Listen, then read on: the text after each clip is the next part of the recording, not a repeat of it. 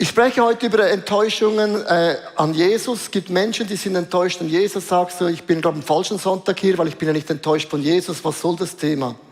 Ich möchte dich fragen, was für ein Bild hast du von Jesus? Und dann werden wir eintauchen in ganz verschiedene Prinzipien in der Bibel. Und ich beginne mit etwas Humorvollem.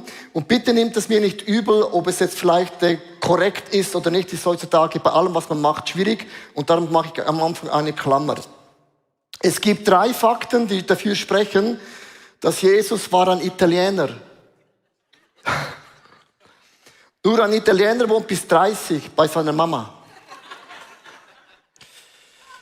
Er war sich sicher, dass seine Mutter muss eine Jungfrau sein. Und nur eine italienische Mutter glaubt, dass ihr Sohn ist Gott. Andere sagen, nein, Jesus muss aus Kalifornien gewesen sein. Er schnitt sich niemals die Haare. Er ging immer barfuß und er gründete eine neue Religion. Andere sagen, nein, Jesus muss ein Mexikaner gewesen sein. Er hieß Jesus.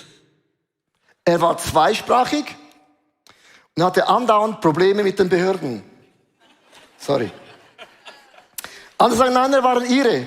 Er muss aus Irland gewesen sein, weil er heiratete nie. Er erzählte immer nur Geschichten und er liebt es draußen in der Natur zu sein.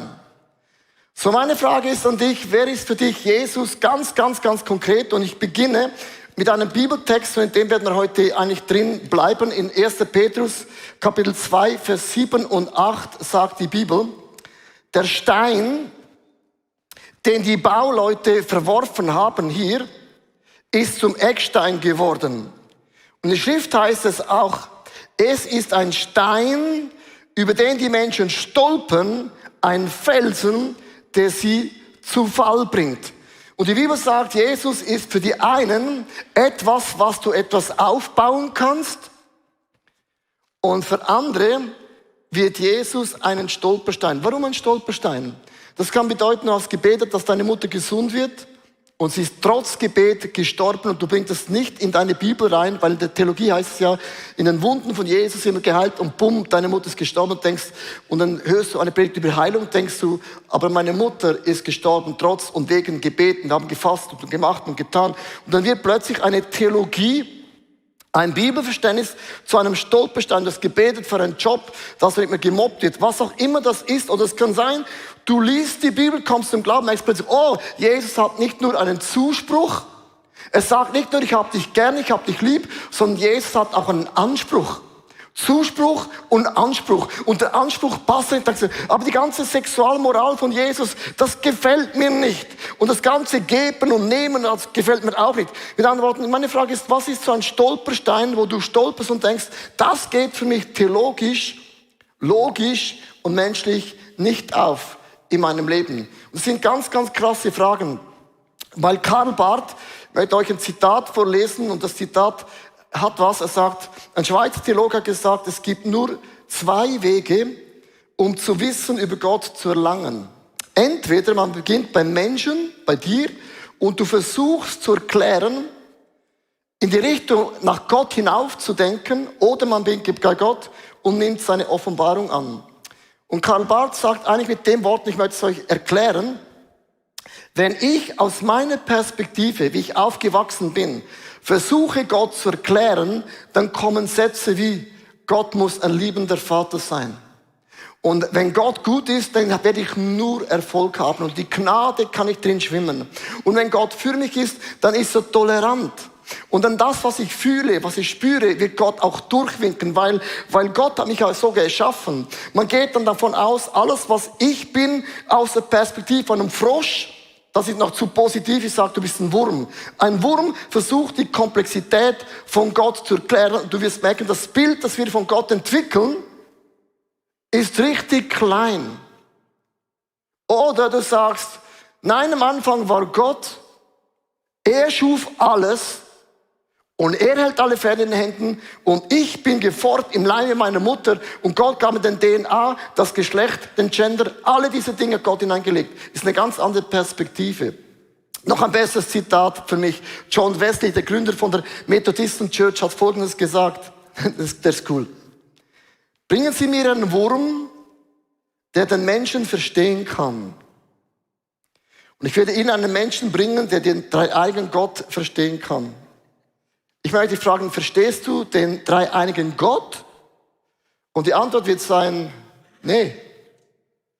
Und es ist genau das Gleiche, wenn du versuchst, Jesus in allem zu erklären, wirst du stolpern. Oft entwickeln wir eine Theologie, die ist nicht falsch, aber es ist nur ein Aspekt in der ganzen Geschichte, die wir haben. Es heißt hier weiter in Kapitel 2, Vers 6 bis 8, und ich lese es. In der Schrift heißt es, ich lege einen Stein in Jerusalem, einen auserwählten, kostbaren Eckstein. Und wer an ihn glaubt, der wird nicht umkommen. Für euch, die ihr aber glaubt, ist er kostbar. Doch für die, die ihn ablehnen, gilt, der Stein, den die Bauleute verworfen haben, ist zum Eckstein geworden. Und in der Schrift heißt es auch, es ist der Stein, über den Menschen stolpern, der Fels, der sie zu Fall bringt. Sie stolpern, weil sie nicht auf Gottes Wort hören und es nicht befolgen, und dazu sind sie auch nicht bestimmt. Und ich möchte euch fragen, ganz konkret, ich frage auch mich, den Leo, heißt genau nur Leo, nicht Leonhard, geh nicht so weit. Was ist dein Stolperstein, wo du in deinem Thema mit Gott am Ringen bist, am Kämpfen bist, das du nicht einordnen kannst? Und Themen, die wir nicht erklären können oder nicht einordnen können, warum ist mein Leben so, wie es ist? Obwohl ich ja Gott nachfolge, ich bin treu, ich habe den 10., den 15., den 20. bezahlt, ich habe gefasst, gebetet, ich habe gedient, alle diese Themen. Warum ist das in meinem Leben der Fall? Dein Thema nicht gelöst, kann zum Stolperstein werden, das dich vom Glauben an Gott wieder wegbringt. Und das Problem ist, wir haben ein Bild von Gott entwickelt, das oft einseitig ist. Nimm mal mit in Christopher Columbus zum Beispiel. Habe ein Bild von ihm mitgebracht. Ob du jetzt ihn magst oder nicht magst, ist ein anderes Thema, aber er hat die Welt verändert. Und es gibt mega viele Bilder von Christopher Columbus. Und hast du gewusst, dass alle Maler, alle Skizzen und alle Porträts waren von Menschen gemalt worden, jedes einzelne. Und sie hatten Christopher Columbus nie persönlich gesehen. Sie haben nur vom Hörensagen gehört, und vom Hörensagen haben sie ein Bild von ihm gemalt. Und mit anderen Worten, das Bild, das wir haben von ihm, ist definitiv ein falsches Bild. In der Kirchenlandschaft ungefähr 400 Jahre nach Christus hat die römische katholische Kirche ein Bild von Jesus entwickelt, das uns prägt. Ich habe ein Bild mitgebracht, so der blonde Jesus. Das ist das Bild, das die katholische Kirche uns malt. Jesus war blond, so ein Schweizer Bodybuilder, gekoppelt mit einem Hippie. Das ist das Bild, das wir haben von Jesus in der Kirchenlandschaft. Blond, blaue Augen, gekraustes Haar, Schweizer Bodybuilder und ein bisschen Hippie. So dieses Bild hat sich geprägt. Und das Problem ist, niemand von denen, die es gemalt hatte Jesus höchstpersönlich gesehen bei Lebzeiten. Sondern vom Hörensagen hat man sich vorgestellt, so könnte Jesus ausgesehen sein. Wenn man jetzt aber alle Fakten nimmt, die es gibt von dazumal, wie Menschen gelebt haben. Du nimmst alle historischen Fakten, die Beweise, Jesus hat es gesehen, alle Indizien, die es gibt es ja Sachen, die sind plausibler und Sachen, die sind weniger plausibel. Schreibt das auf. Es gibt Sachen, die sind plausibler und Sachen, die sind weniger plausibel. Und ich möchte heute das Bild von Jesus, dem blonden Schweizer, crashen. Weil wenn man alle Fakten nimmt, hat Jesus nie und nimmer so aussehen können. Ich werde euch erklären, wieso ich zu diesem Punkt komme. Man sagt, Jesus war 33 Jahre alt, habe ein paar Fakten jetzt mitgebracht. Mit allen Zahlen sagte man, er musste dunkle Haare getragen haben. Braune Augen sagt man mit allen Fakten und Indizien. Eine Größe zwischen 1,64 und 1,68, das ist so meine Größe. Ich bin total in Jesus-like. 50 bis 60 Kilo, da winke ich weg, weil ich habe mehr Muskelmasse. Schuhgröße 39, da klicke ich wieder ein. Kurzer Haarschnitt, ein kurzer Bart und kurz gekreuzte Haare. Das sind so alle historischen Zahlen, die man nimmt, müsste Jesus so diese Eigenschaften gehabt haben. Und das gibt das Bild mit all diesen Fakten, wie Jesus ausgesehen hätte können. Jetzt sagst du, Leo, warum bringst du das? Weil wir ein Bild entwickelt haben von Jesus, das oft der Realität nicht entspringt. Und wenn das bei dem Punkt schon der Fall ist, haben wir viele Themen, aus meiner Perspektive, die wir sehr, sehr einseitig in Betracht ziehen. Es heißt hier in Johannes 6, Vers 66 und 69, ganz kurz, genau, jetzt habe ich was falsch gemacht, sorry. Das ist alles korrekt. So, ich möchte eingehen, Jesus hat Menschen enttäuscht. Also meine Frage ist, was ist dein Bild und was ist so dein Stolperstein? Jesus hat Menschen andauernd enttäuscht. Ich gehe ein paar Bibeltexte mit euch durch. Ich möchte heute ein bisschen in der Bibel bleiben und euch zu zeigen, dass man oft von Jesus ein Bild hat. Er ist so der liebende, absolute, souveräne Gott. Ich bekomme oft mal E-Mails, Leo, du hast das falsch gesagt und das Wort darf man nicht sagen und Christ darf überhaupt nicht. Und denke ich, hast du die Bibel noch gar nicht gelesen? Weil Jesus war nicht so einfach nur der liebe, sanftmütige, positive, krasse, souveräne Gott, sondern ich möchte euch ein paar Bibeltexte zeigen, wo Jesus Menschen grausam, krass enttäuscht und auch verletzt hat. Ich habe eine Auflistung mitgebracht. Bei seiner Geburt zum Beispiel haben das Volk von Gott hat erwartet, der Messias wird geboren aus einer Königsfamilie. Aber sicher nicht mit 2 Teenager. Und dann in einem Palast. Nee, er kommt in einem Stall, in eine Krippe auf die Welt. Das hat nicht in das Bild gepasst von allem, vom Volk von Gott. Bei den Eltern. Jesus mit 12 Jahren lief davon. Abgehauen. Hat nichts gesagt. Und dann die Eltern finden ihn im Tempel und der Vater war total sauer. Wo warst du? Jesus sagt, Mutter und Vater, komm mal runter. Mit 12. Ich muss da sein, wo mein Vater will, dass ich bin, im Hause des Herrn. Das müsstet ihr doch wissen. Dann die Familie. Sie haben ihn gefragt, wer ist deine Familie? Und er hätte sagen müssen, Maria und Josef ist meine Familie. Jesus sagte, nein. Meine Eltern sind die Menschen, die mir nachfolgen. Und die Eltern standen da und gesagt, was spricht er da? Völlig Nonsens. Die religiöse Elite hat Jesus jeden von denen nicht mit barmherzigen Augen an. Er hat jeden mit zornigen Augen angeschaut und gesagt, was bist du für eine Dreckschleuder? Das ist ein zorniger Blick. Zornig heißt nicht gnädig, gell? Sind wir uns einig? Auch die Schweizer, die Aargauer? Zornig heißt, ich habe so auf der Latte. Dann hat er gepreacht, so hart. Und das heißt in der Bibel wortwörtlich, die Leute haben sich geschämt. Hast du dich auch noch geschämt in meinem Preaching? Ja. Jesus haben sich auch geschämt. Haben gesagt, was macht er? Und alle waren gegen ihn. Dann die Menschen, er beschimpfte die Menschen. Ihr seid von Abgrund böse. Und er war richtig angepisst an dem Tag. Die Absolutsanspruch. Ich bin der Einzige, der euch in den Himmel bringt. Er hat gesagt, ihr seid ein ungläubiges und eine verdorbene Generation. Und er sagte, wie lange muss ich euch noch ertragen? Und wie lange muss ich noch bei euch sein? Ich habe es gar nicht mehr nötig, ich habe es total satt. Das nenne ich nicht so souverän. Der war angesäuert, sagt man auf Deutsch. Bei seiner Predigt hat Jesus gesagt, ihr Nattern und ihr Schlangenbrut, wie sollt ihr euch diesem Hölle entrinnen können? So, und jetzt kommt der Hammer. Ich hatte einen Vulkanausbruch ab und zu. Ich wurde mega wütend bei meinen Freunden. Aber eines habe ich meinen Freunden noch nie gesagt. Jesus sagt zu Petrus, Satan, geh hinter mir. Wow, komm runter. Liebe Leute, ich möchte einfach sagen, das Bild über Jesus haben ist oft so romantisch, so einseitig. Und beim Tempelreinigung, da möchte ich schon gar nicht hingehen, mit Wut und mit Zorn hat Jesus alles weggestoßen, was es gibt. Und wenn ich das alles anschaue, möchte ich euch sagen, es ist kein Problem, Jesus nachzufolgen, solange er mich heilt, mich freisetzt, gesund macht und die Blinde werden sehen und die Lahmen können gehen und die Tauben hören und der Lazarus steht auf. Solange das der Fall ist, ist Jesus für mich keinen Stolperstein. Aber was ist, wenn er Dinge sagt, die nicht in mein Lebenskonzept passt? Tausende von Menschen, die Jesus nachgefolgt, faszinierend. Aber als Jesus das Evangelium ein bisschen so die Hitze erhöhte, Johannes 6, Vers 66, 69, das wollte ich eben lesen. Von da an wandten sich viele von seinen Jüngern von Jesus ab und folgten ihm nicht mehr nach.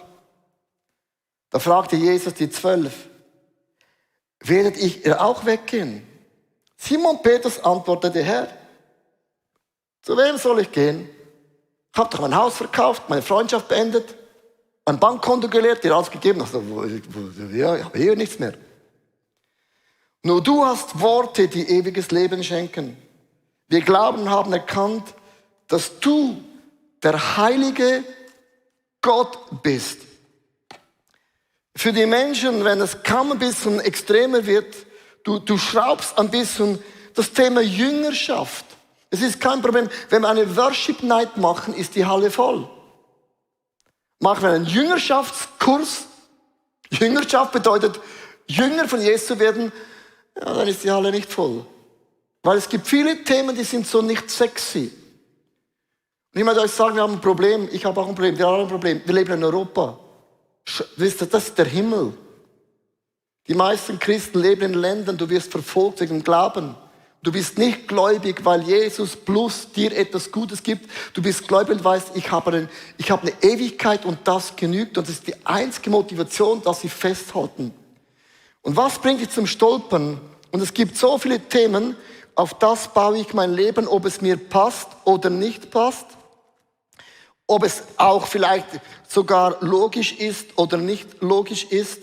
Sondern ich baue diese Dinge auf und es wird zu einem wunderbaren Fundament. Und ich gehe 3 Themen hinein, und du merkst, ich bin heute ein bisschen so in der radikalen Ecke angelangt und das haben die Leute gern die Hälfte. Die anderen sagen, okay, zum Glück kommt dann das Musical. 3 Punkte. Dein Leben wird nicht einfacher mit Jesus. Sorry, wenn ich das sage. Unterstreiche das Wort aber, du bist nahe bei Jesus. Wenn du eine Predigt hörst, wenn du zum Glauben kommst, wird nur noch alles easy peasy, flockig, dann hat dich jemand total angelogen. Das ist ein schlechter Verkäufer. Der hat die Bibel nicht gelehrt. Der gehört zu Deconstruction, hast die Bibel auseinandergelegt und hast alles weggelegt, was dir nicht passt. Die Bibel hat ganz krasse Nuancen. Und ich möchte euch, und du kannst ein Foto machen, das ist ein bisschen heavy. Wenn du ein Kind bist, Augen zu. Möchtest du nicht sehen, mach auch die Augen zu. Ich habe euch die Jünger von Jesus ganz kurz aufgelistet. Keiner von den Jüngern von Jesus hat Wohlstandsevangelium erlebt.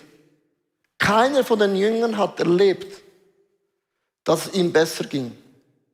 Petrus wurde verkehrt und umgekehrt gekreuzigt. Bartholomäus wurde lebendig gehäutet und enthauptet. Philippus wurde gekreuzigt. Matthäus enthauptet und erstochen. Der Thomas durchbohrt mit einem Speer. Der Jakobus enthauptet. Andreas an einem x-förmigen Kreuz gehängt. Judas Thaddäus wurde enthauptet. Simon wurde in 2 Teilen zersägt. Judas machte Selbstmord, weil er gekannt hat, ich habe einen riesen Bock gemacht. Jesus ist total der Messias. Jakobus, der Jünger, wurde zu Tode gebügelt. Und nur Johannes, das ist das einzige Positive. Halleluja, praise the Lord. Es gibt immer etwas Positives. Er starb an Altersschwäche. Im Altersheim. He? Wenn ich alle diese Dinge anschaue, möchte ich euch heute aus meiner Perspektive das Bild zerstören. Wenn du glaubst, Jesus ist nur gekommen, damit es dir gut geht und du hast mehr Finanzen, hast eine bessere Frau, einen besseren Mann, schönere Kinder, bessere Kinder, schlauere Kinder, es gelingt dir alles, dann weiß ich nicht, welche Bibel du liest. Und diese Texte lassen wir alle weg. Weißt du wieso? Sie passen uns nicht. Es passt nicht in unser Schema hinein, einen liebenden, guten und gnädigen Gott. Wenn es eine gute Botschaft gibt, gibt es auch eine schlechte Botschaft, oder? Wenn du von Gnade sprichst, gibt es auch ein Gericht. Und wir sprechen über Gnade und Güte und das stimmt alles. Aber das Problem ist wie bei einer Medaille. Du kannst nicht einfach nur sagen, eine Medaille, Leo. Schau, wir sind alles nur Gewinner.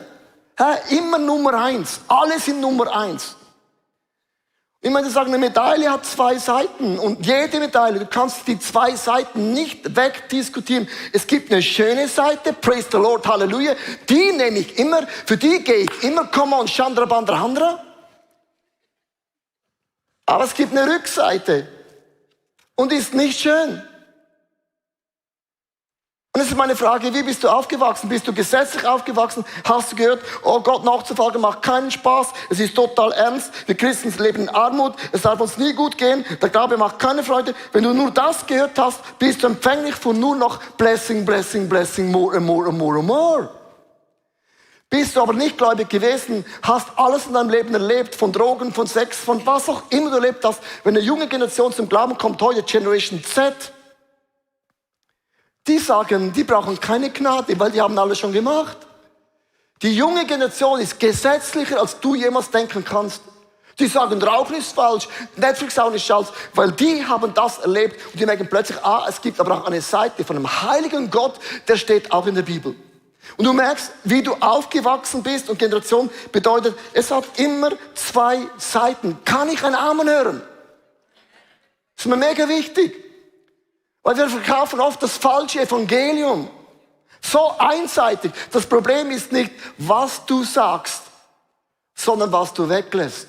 Ich wiederhole den Satz, der ist sehr tief, da brauchst du hin. Das Problem ist nicht, was du sagst, sondern wo machst du Stopp und lässt einfach einen ganzen Teil weg. Wir nehmen manchmal aus dem Bibeltext eine Sache, sei mutig wie bei Josua. Nichts Falsches. Aber weißt du, wieso hat Gott es ihm neunmal gesagt? Hab keine Angst. Weil er musste das Land einnehmen. Das hat nicht Gott für ihn gemacht. Und da waren Riesen. Und Gott hat gesagt, ich nehme sie alle weg, mach's easy. Gott sagte, du wirst ein Land einnehmen und es wird brutal hart werden. Ich möchte euch sagen, es hat zwei Seiten. Du kannst das eine vom anderen nicht wegnehmen. Also, und jetzt kommt meine Frage. Warum haben dann die Jünger, die für das Evangelium gestorben sind, nicht aufgehört zu glauben?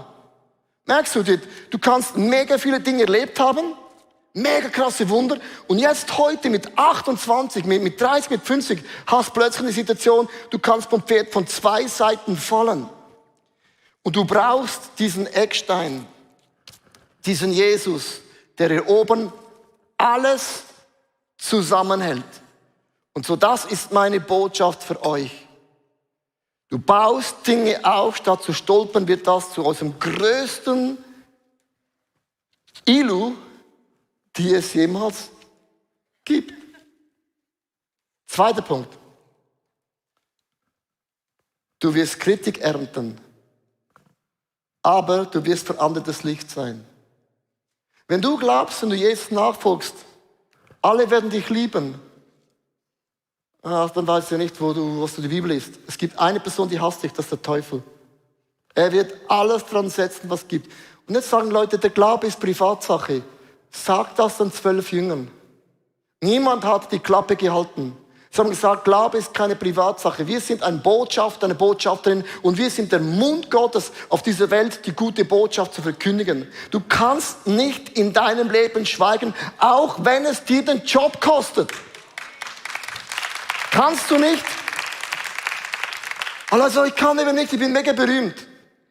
Ja, dann hast du eine Stimme. Und es ist auch so eine Saumode bei uns Christen geworden. Dir ist der Job wichtiger, als für Jesus hinzustehen. Und wenn du nicht deinen Mund aufmachst, dann werden Steine machen. Das finde ich total schlimm. Ich möchte dich motivieren. Ich habe viele Kritik in meinem Leben bekommen. Ich meine, seit ich das ICF leite, mein Name ist ruiniert. Und ich habe kein Problem damit, weil mein Name ist ruiniert für den Namen von Jesus Christus und für den stehe ich gerne hin, auch wenn Menschen mich auslachen.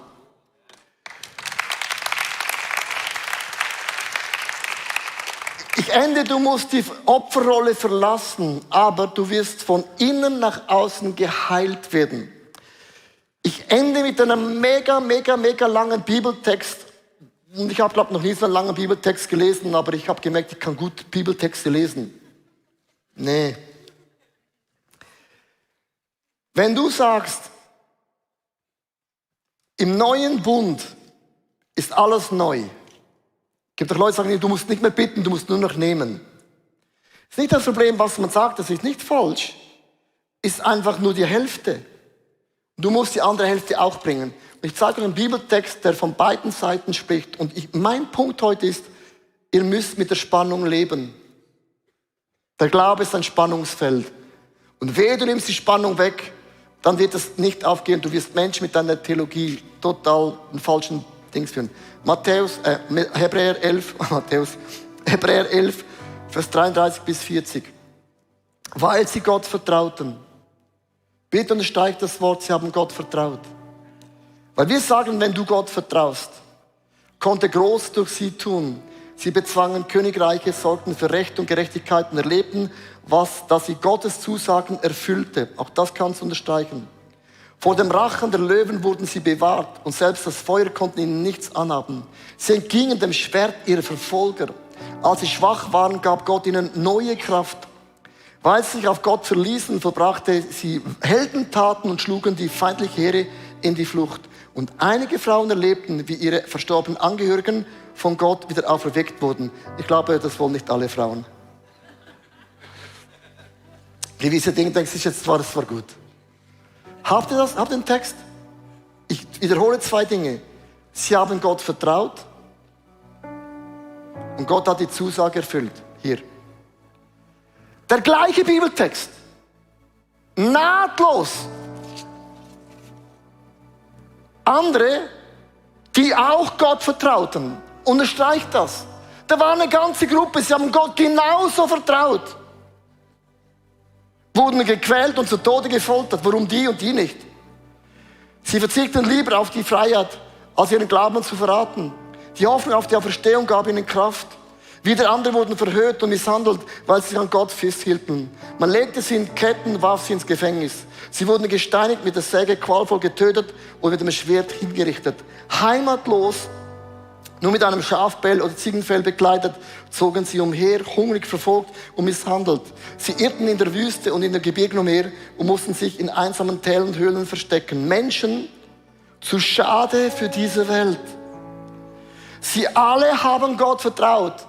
Bitte unterstreicht, das Wort kommt 2-mal vor, oben und unten. Genau das gleiche Wording.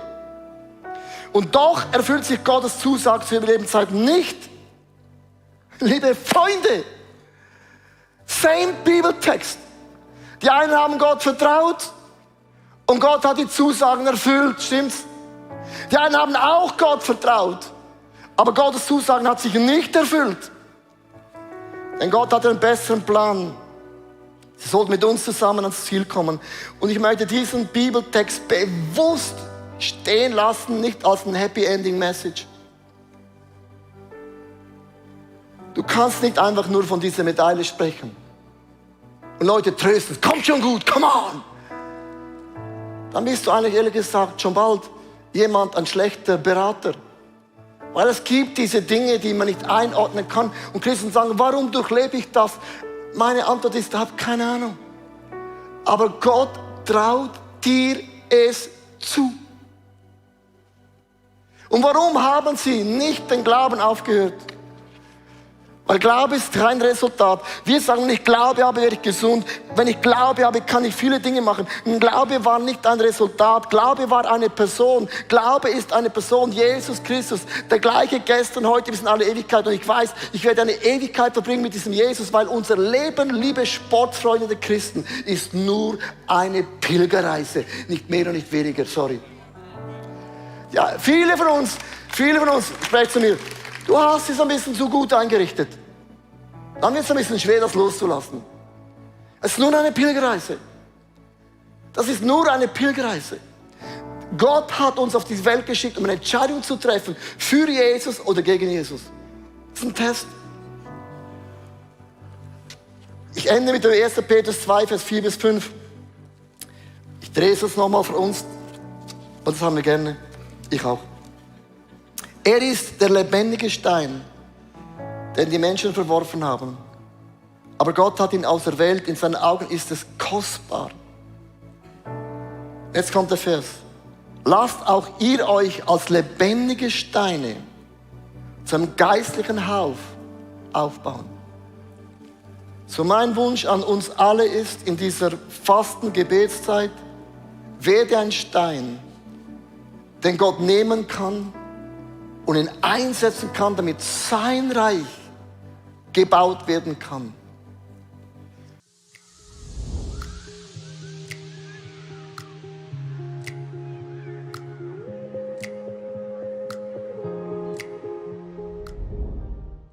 Hey, vielen, vielen Dank, dass du zugeschaut hast. Unsere Kirche ist nicht auf den Spenden von ein paar wenigen Leuten aufgebaut, sondern beruht auf der Großzügigkeit von vielen Menschen. Und wenn du ein Teil davon sein möchtest, auch mit deinen Finanzen, dann bedanke ich mich von ganzem Herzen bei dir. Danke vielmals auch für deine Gebete. Ich hoffe, die Predigt hat dich angesprochen und manchmal denkst du, ich kenne genau eine Person, die ist in einer ähnlichen Situation. Dann schick doch einfach den Link, weil es ist so einfach und so simpel und es kann einen großen Segen werden für viele, viele Menschen. Hey, abonniert doch unseren Kanal, damit du immer die neuesten News bekommst. Und es war mega schön, dass du heute dabei warst und bis zum nächsten Mal.